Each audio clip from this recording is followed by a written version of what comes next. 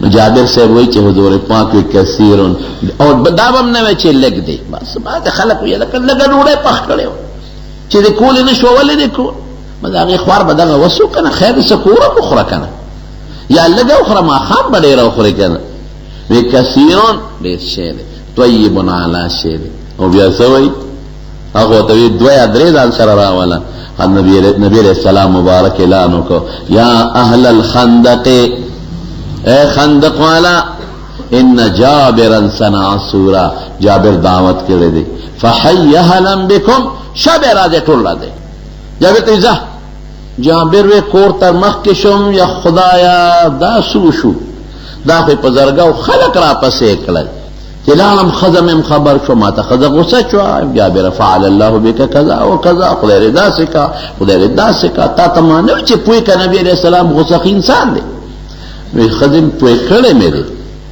و ټول خلق ټول راوستل خو پتلو کې وته وی جابر وی اورلا مس دغه کاوه سوته پیړې کاوه او خدای لري او بل گاونډه راو غواړي چې ډوړې وسره پخې پوی شو او کټویم لا مکو زوازه درځم و چراغ څنګه نو اورو کې د برکت دعا موکړه او مبارک لاړې پکې توکړه او کټوی کې د برکت دعا موکړه او مبارک لاړې پکې ورغله یاره ځکه لویما دا صحابه سونه خوش قسمت خلکو خېټو ته هغه ترکارې او هغه اولتلی دي چې د دواړو جهانو د مبارک سردار لاړې پکې ګړې و سیبا ډوډۍ پخلی شروع شو غټ لوښې مه پیدا کړه هغې کې به یې ډوډۍ چوري کوله او نبي علیه السلام به د سمسۍ په ځای په کاسه غوښه او ښوروا راغېشته او په هغې به یې چوله او زر به یې کټوۍ پټوله او چې ډوډۍ د تنور نه ډوډۍ نړوې زر پې د پاسه سر ایږدی وی هغه خلک چې څومره ټول ماړه شو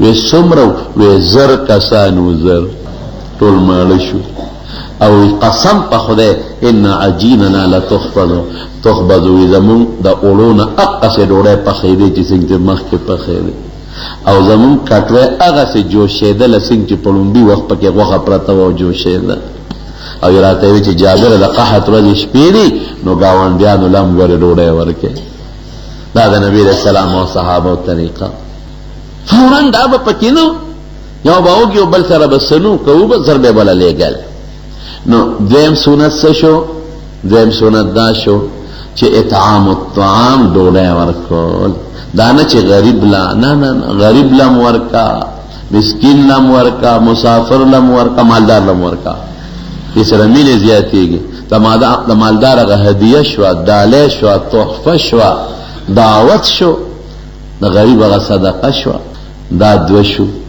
درېمې څه ووې درېمې دا ووې چې سلو الارحام صله رحمي وکړئ رشتې برقرار وساتئ رشته دارۍ کې یو بل سره ښه سلوک کول دا ډېر لویه خبره ده حدیث پاک کې راځي وی نبی علیہ السلام چې کله دا مخلوق پیدا کوو صله رحمي پیدا کړه نو صله رحمي ورله او الله کله کولی وه نه د خدای صفت بلا کیف دی مونږ په دې نور نه پوهېږو خدای نه سخته التجا وکړه داسې به ووایو الله ته مه مه مه څه کوې او ورته څه وایي هغه رشته داري ورته څه وایي صله رحمي وی چې څوک رشته قطع کي چا سره نو الله تا نه به همدغسې سوال کوي نو الله ورته څه وایي وی ای رشته دارې ای صله رحمې ته په دې خوشحالېږې چې تا سره څوک وصل کوي ستا خیال څوک ساتي زه به ځان سره پیوس کوم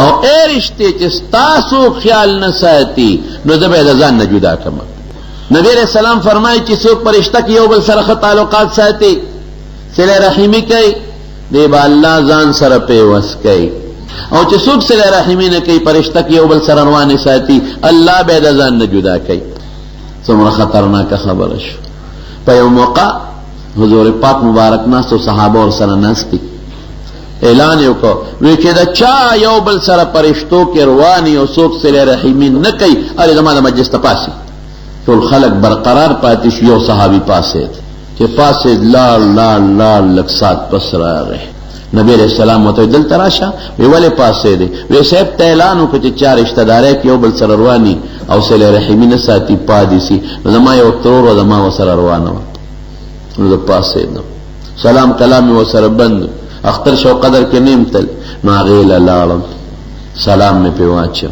نو یې ما ته ویل چې ستا خو ما سره روانه ده، څنګه رالې؟ ویل مې چې دقسې نبي علیه السلام اعلان وکړو چې څوک صله رحمي نه کوي پاسې، نو زه راپاڅېدم. نو تا له راغلې معافي د نه غواړم، بیا به نه کوم، بس تا سره به مې روغی.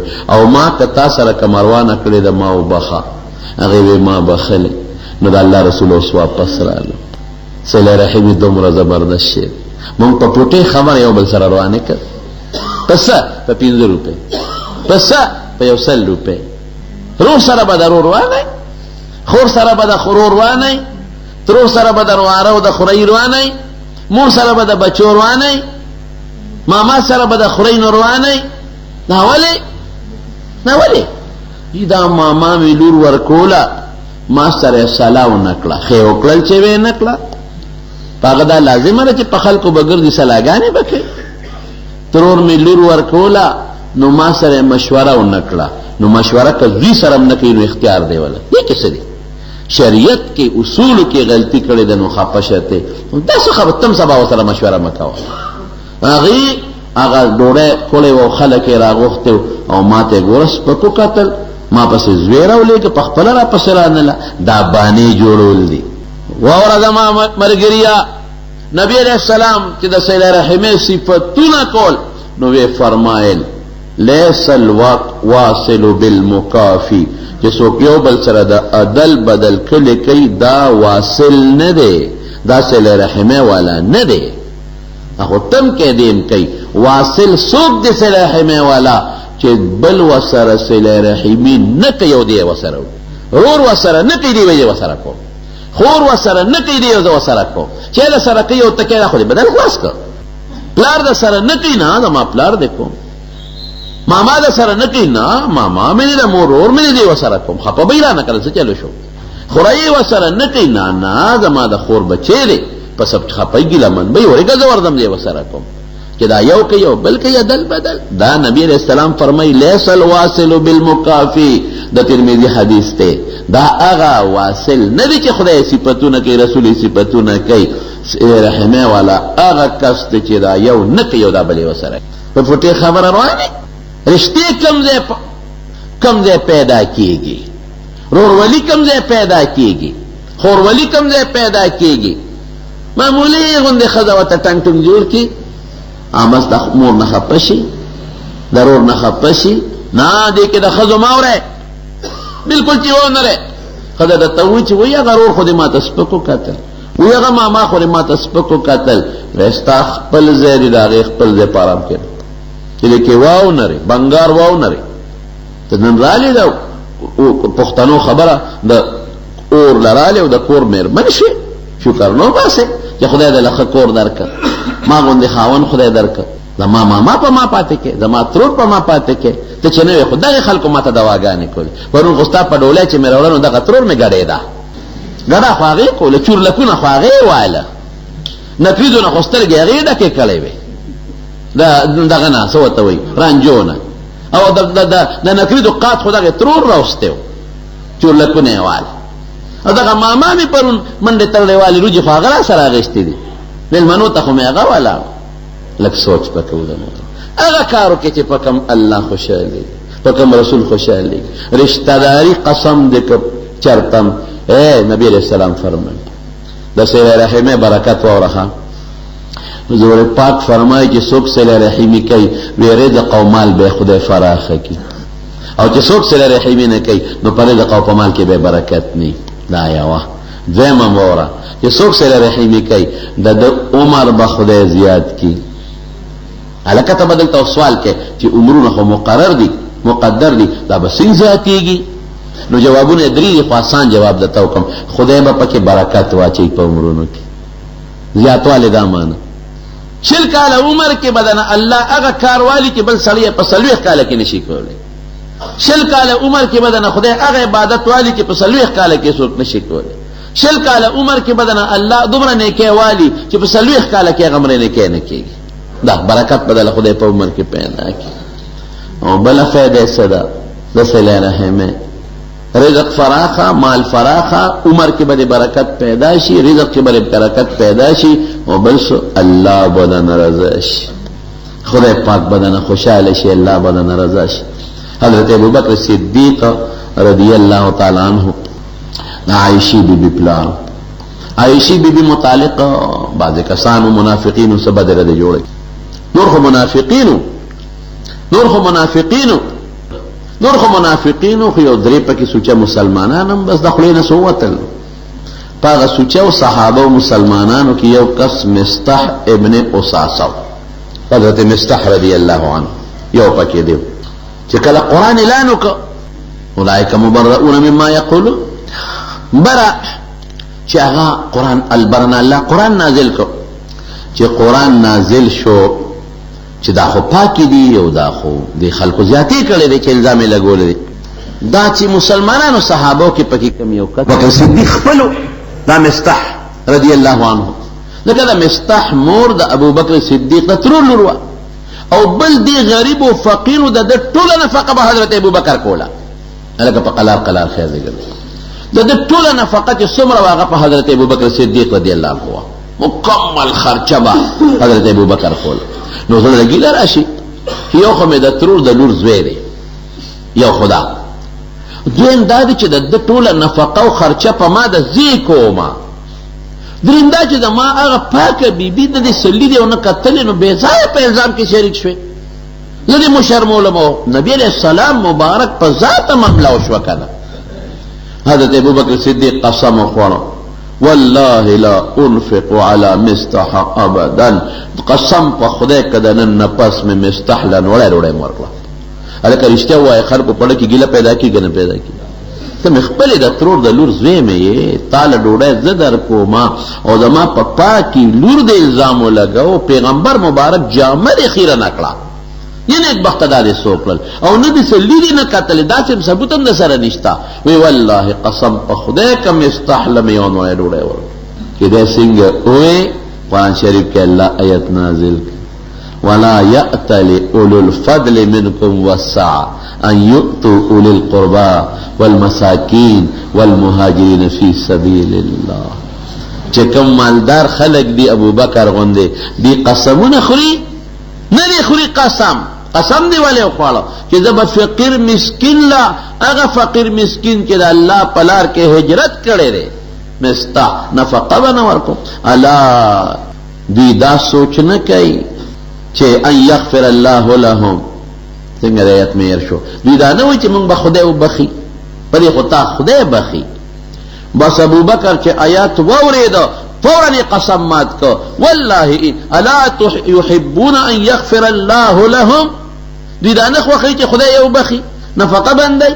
ابو بکر فوراً دویمه خبره ونکړه والله انی لاحب ان یغفر الله لی، دا خوښوم چې ما خدای وبخي.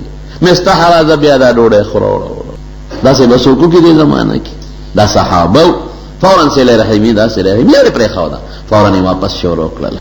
حضور پاک یو ځل حضرت عباس راغی وی دا الله رسوله وی دا خلک مونږ ته داسې په ښه نظر نه ګوري چې ته یې خو راتر قدر مو کوي او چې ته نه په ښه نظر هم نه ګوري. نبي علیه السلام فوراً لاړ په منبر باندې کېناسته، ای خلکه واورئ عباس زما تره دی او ان عم الرجل سن ابیه، تره داسې وي لکه پلار، که چا زما تره خفه که زه خفه کړم، که زما تره چا خوشحاله که زه خوشحاله.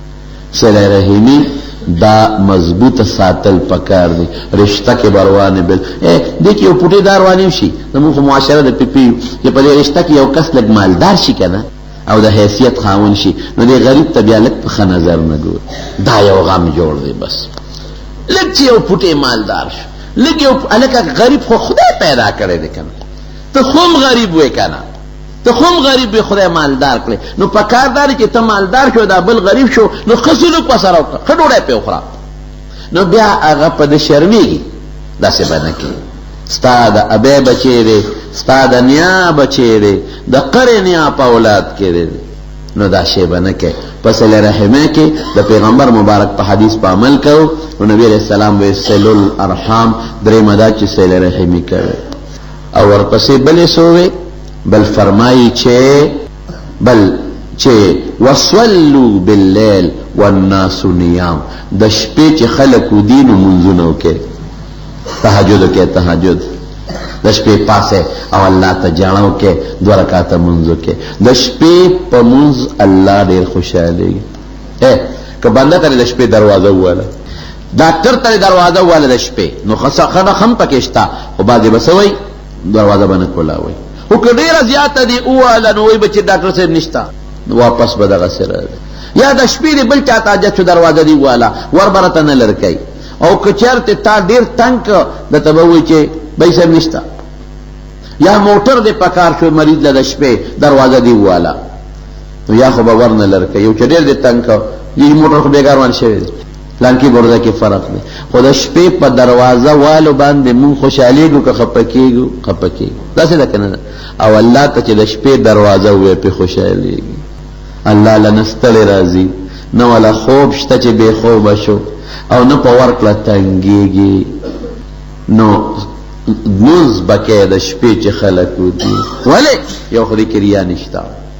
دویم دا چې الله ته دې دا ښکاره کړه چې خدایه ګورې د ډېر لذیذ او مزیدار خوب وخت دی، الله ما قربان کو تا ته ودرېږم. او د شپې د الله رحمتونه په یو خاص شان نازلېږي، الله به خوشحاله شي. نو څو خبرې شوې؟ عبدالله ابن سلام وایي ایها الناس، اے خلقا افشو السلام، سلام خور کې. یو دویم اطعم الطعام، ډوډۍ ورکې. دریم مې څه وویل درته؟ صلو الارحام، صله رحمې وکړې، رشتې مه پرېږدې، رشتې مضبوطې کړې او کلکې کړې. وصلوا باللیل والناس نیام، د شپې منځونه وکړئ چې خلک ودي. نو څه چل به وشي چې دا کارونه وکړې؟ څه به وشي؟ راځي تدخل الجنة بسلام، جنت ته چې داخلېږې نو د هغې نه مخکې به د قبر عذاب نی، چې دا کارونه مو کړل. د ځنکدن سخته به نی، ګوره لومړی ځنکدن سخته ده که نه، هغې نه بچ شوې، قبر د عذاب نه بچ شوې، نکیر منکر جواب ټیک شو. د قیامت په هغه لویه ورځ به د هغه خولو او سختو نه بچ شې، پل صراط په لاره به تلل درته آسان شي. تدخل الجنة بسلام، جنت ته به ننوځي خو په ډېره خوشحالۍ او په سکون او په اطمینان. د جنت نه مخکې به هېڅ رکاوټونه ني، نه د ځنکدن، نه د قبر، نه د پل صراط او نه د محشر. او چې ور داخلېږي جنت ته نو څنګه به داخلېږي؟ بسلام، فرشتې به درته وایي السلام علیکم. او یوازې فرشتې نه، بسلام، سلام قولا من رب الرحیم. الله برته آواز کوي اے بندا په خیر راغلی، السلام. تدخل الجنة بالسلام، څومره ډېرې خبرې شوې. په سلامتیا به ځې، لار کې رکاوټونه به د قبر او د ځنکدن او د محشر او د پل صراط ني. او په سلام به داخلېږي، فرشتې او الله به در باندې سلامونه اچوي. نو جنت ته په دغه طریقه تلل خوښ دی که نه دی خوښه؟ خوښ دی که نه؟ الله دې مونږ بولي. نو پیغمبر علیه السلام د هغې دپاره دغه څیزونه خور. سلام به خور کوئ، پرې خو شوی پې که نه؟ بلکل یو بل ته السلام علیکم مخکې کېږئ، په یو بل د یو بل نه تمې مه کوئ. او ډوډۍ ورکوي چې وسم کېږي، فقیر غریب له څه کوئ؟ یارانو دوستانو نه هم ډوډۍ کوئ، اسراف تبذیر نه ځان ساتئ. او د شپې مونځ کوئ او رشتې مضبوطې او پایدار وساتئ. که یو بل سره رواني تر نن نه دی جومات کې فیصله وکړئ چې غلطي زما نه ده، غلطی میں دا خور دا، غلطی میں دا ترور دا، غلطی میں دا ماما دا، خو داسې شوه لکه چې زما غلطي وي. زه د پیغمبر علیه السلام په سنتو عمل کوم. داسې ده که نه ده؟ تمې به نه کوو چې غلطي خو د هغه ده، د هغه ده خو زه ورمخکې کېږم، د هغه غلطي ده خو زه روغوم. او که ما د دې رشتې نه پس هغه روانې کوي بیا پیشه او خدای پیشه، که هغه بیا روانې کوي بیا هغه پیشه او خدای پیشه. نو دا د پیغمبر علیه السلام مبارک خبره. د غلط سلام جواب لکه سړی وي سلام علیکم، سلام علیکم خیر دی، سلام علیکم دا نه دی پکار. نو د دې جواب علیکم وایه تم. نو نبی علیه السلام د دې په جواب کې هم دغسې ویلی دي. نو وکړه رب العالمین.